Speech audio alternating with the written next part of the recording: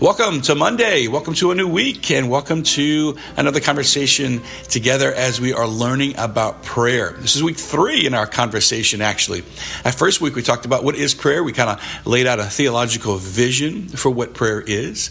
In our second week, last week, we talked about some of the things practically that we want to do before we pray, because it's those practical things that so many of us do before we pray that influence what happens when we pray.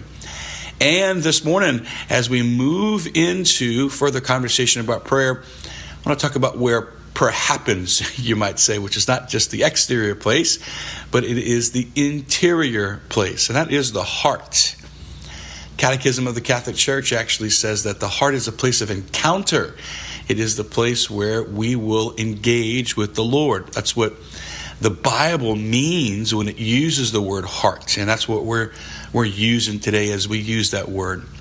Catechism also says that if our hearts are far from God, the words of prayer are in vain, and that's a pretty bold statement.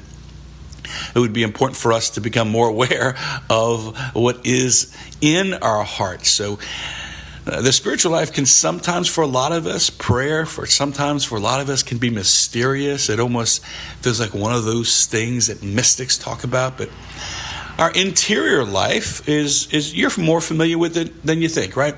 You are aware that you have thoughts. You are aware that you have feelings, and you are aware that you have desires, right? Every one of us knows that.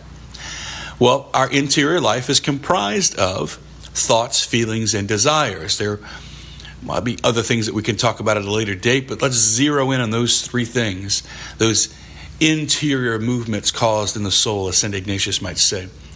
We pay attention to our thoughts, feelings, and desires.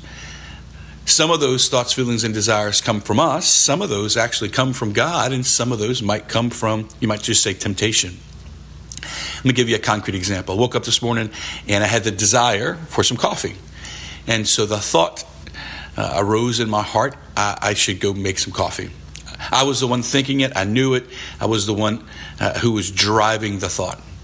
I got to the kitchen. I opened up the cabinet, and there were 2 types of coffee that were available, dark roast and medium roast. And so the thought came to me, which one should I choose? And I made the decision to choose the medium roast. I was aware that I was the one driving that thought as it came to me. Made my coffee, went outside, and as I'm sitting here in Grand Isle on my day off, the thought came to me of just how beautiful it is to see the water. And the thought came to me of just how majestic God is. And I didn't drive those thoughts. They just kind of, quote unquote, came to me. They just very easily almost just kind of came out of nowhere, right? It was a lot of ease with it. That thought comes from God, right? There's a difference between when you and I are driving the thought. Does that make sense? And when we're almost receiving the thought. This morning when I woke up, I had the desire for coffee, right?